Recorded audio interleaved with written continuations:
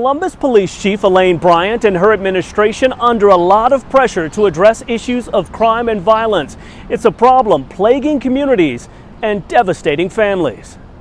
I ask the community to be patient and understand that, things don't happen overnight. Columbus Police Chief Elaine Bryant telling us she hears the criticism and understands the community's fears. What can be done to address that issue? It's important for us to continue to be proactive in regards to our youth.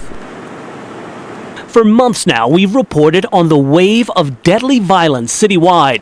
In a large number of those cases, kids, the suspects, and the victims. We recently sat down with families who've gone through the pain firsthand. The question that a lot of folks have is why? What is leading to it? What is the problem? This is the result, I truly believe, of what's happening in our households. Bryant telling us when it comes to kids and crime, it can't all be on officers on the street. We have to work together and to have that collaboration to be able to get to that goal that we're all looking for. Bryant stresses a big part of the department's efforts have been to connect with local community organizations, not only bonding with those local neighborhood groups, but getting vital information from the ground level to not only prevent but solve crimes. It's something that we plan to continue to track. Rodney Dunigan reporting. It's something we've heard time and time again from families and police. Suspects in serious cases locked up and let back out on the street. It's a real worry for a Columbus teen dealing with the physical and mental impacts of being shot. Concerned the youngster accused of shooting her is no longer behind bars. In that moment, I didn't know that was going to happen. I didn't know that anybody was even out there with guns or any of that. So it just be like, that was the wrong place at the wrong time, and it could always happen. Delia Brown's physical scars slowly healing, the mental ones she may never get over. Yes, for sure. Definitely will impact me for the rest of my life. The teen, one of the victims in last summer's fatal shooting at the Glenwood Rec Center. Bullets tearing through her arm, lung, and back. Fragments still lodged in her body. Atea Nichols, a young mother, was killed. The frantic moments during and after the shooting were shared with us on cell phone video. The suspect, only 15 years old at the time, Avante Solomon, facing murder, attempted murder, and assault charges. His case moved to adult court, records indicating Solomon bonded out in June. It's hurtful. It's painful. Brown and her grandmother shaken by it all. That messed her up even more. She called me, she was crying, she was telling me, Mama, he's getting out. He's able to stimulations. He can go to school. He can go back to playing his sports. He can go back to living his normal life. It's an issue we've tackled before. Brian Steele with the Fraternal Order of Police has been critical of the court system. It makes you think, why am I risking my life for this? In a lengthy investigation, we spoke with a Franklin County judge about how bonds are determined. I have to follow the law. So I go through all of the factors, and then I determine what the bond is. And what's critically important is what I hear in that courtroom, because what I hear is not what the public hears. As for Brown and her family, they're focused on her recovery and will be watching this case as it makes its way through the system. The system is just screwed up. The police get out here, they do their job, they arrest these kids, they put them in jail, they come back out, they arrest the same kid over and over and over again. It's just like, why? Like, he young, so he gonna get out and he's not gonna think about bettering himself. Like, he hasn't learned anything from it. The teen charged in the Glenwood Rec Center shooting is set to be back in court next month. Loved ones of the victims plan to be right there. They say fighting for justice, working to overcome a devastating moment in their lives. Rodney Dunigan reporting. As we continue to pull back the layers of this story, we learn more and more about these suspects. The latest disturbing find here at this Columbus gun range. immediately we started to get some vibes that these guys might not know firearms. LEPD firearms owner Eric Delbert telling us staff here knew something wasn't right when 23-year-old Faisal Durad and 19-year-old Abdishamad Ismail stopped in back on May 11th. The duo not looking to buy a firearm but used the shooting range. They had their own gun. The crew logging ID for both, making note of their odd behavior before asking them to leave.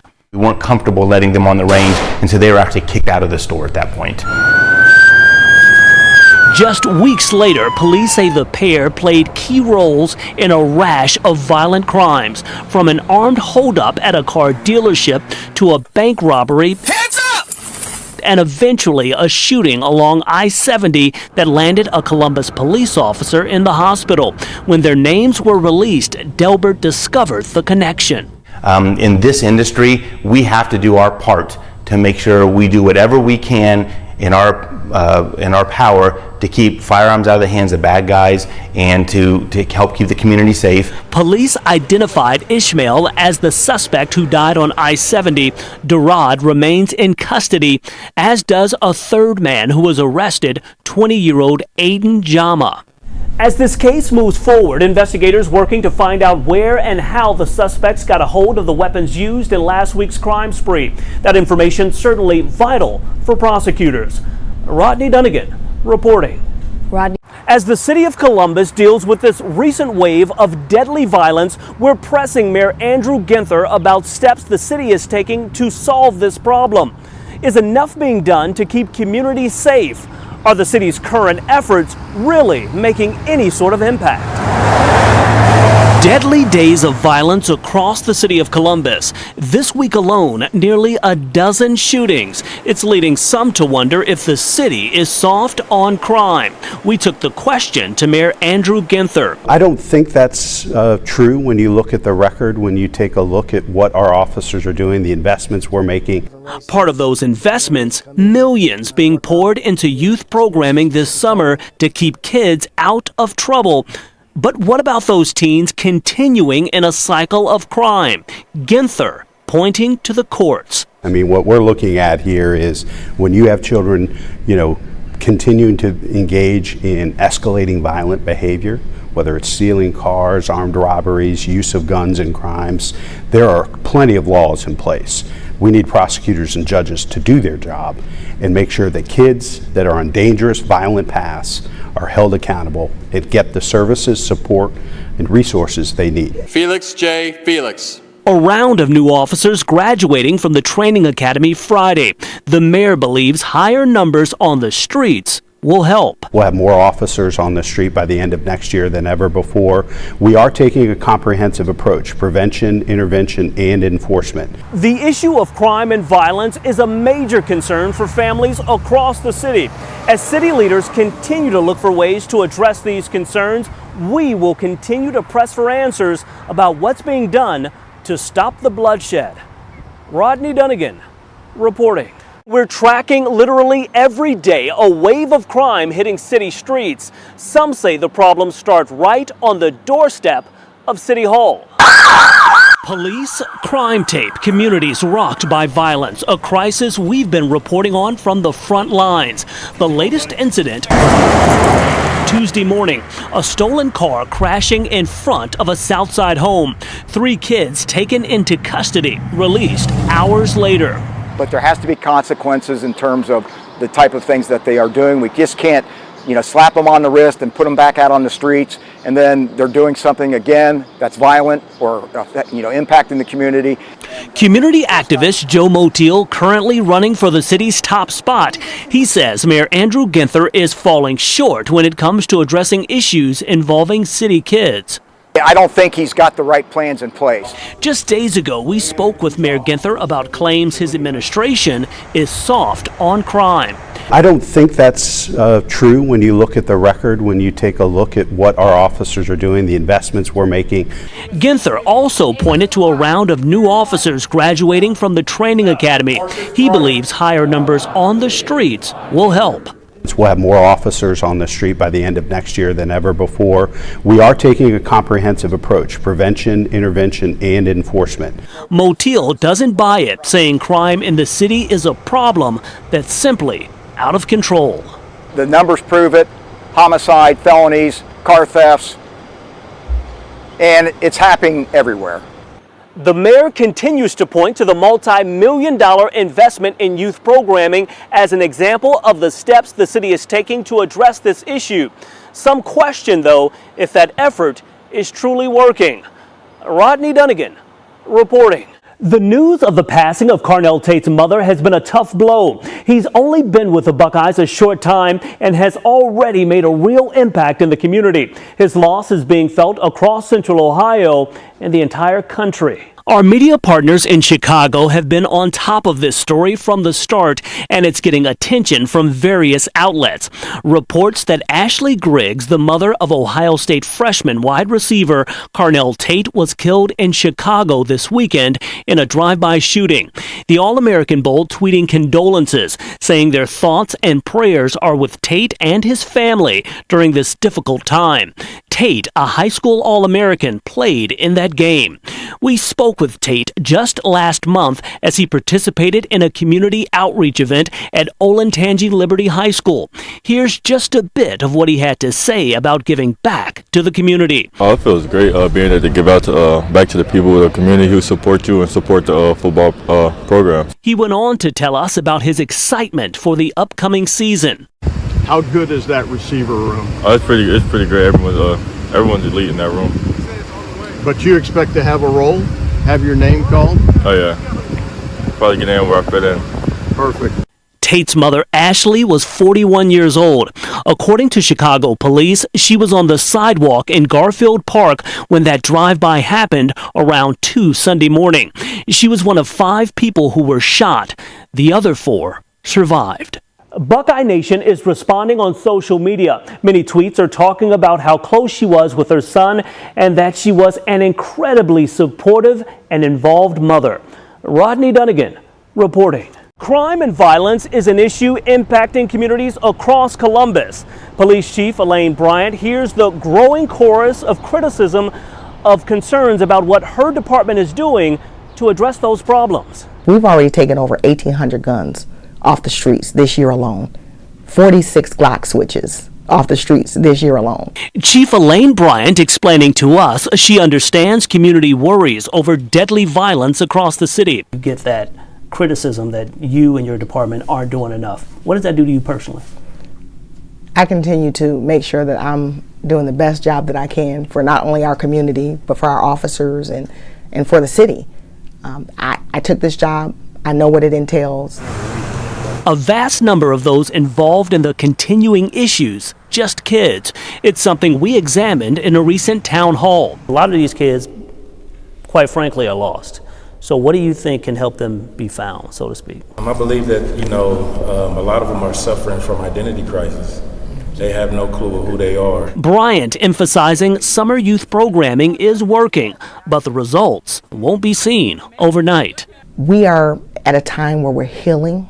We're moving forward. We have a lot of changes that have occurred. You have a new chief of police from the outside that's historical. That's never happened. We have an opportunity to be able to move forward and do things together. Bryant says that she, her team, and officers on the street will continue to search for answers to address this crisis of violence.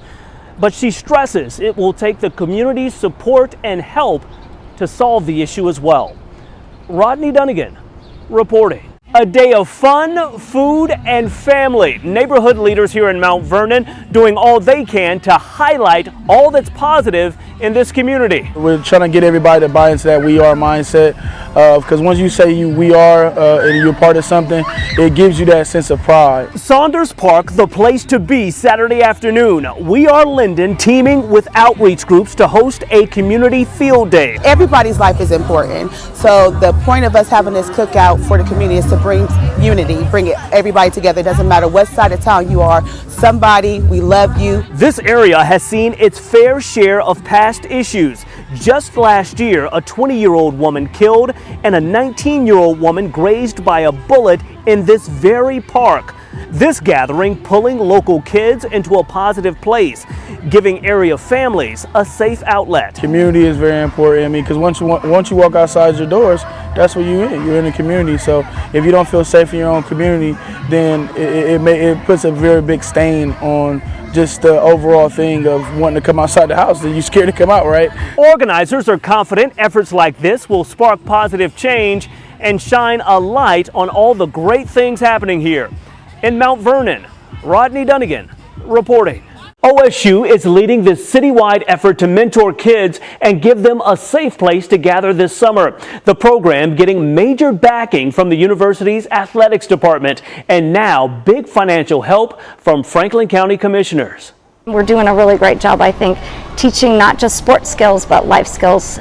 That's what it's all about. The Life Sports program supporting hundreds of kids this summer. As we keep a constant track on youth crime, community leaders indicate programs like this are vital. I really do feel like they are going to get something from this, and even if it's something small, I think the skills that they learn here are able to, you can see them like in their daily lives. Like I've seen a lot of the kids improve like from the first week up until now. Franklin County commissioners agree, pumping thousands in additional funding for the mentoring effort. For many of the kids involved, it's a once-in-a-lifetime experience, getting a needed hand up that will last them a lifetime. Rodney Dunigan reporting.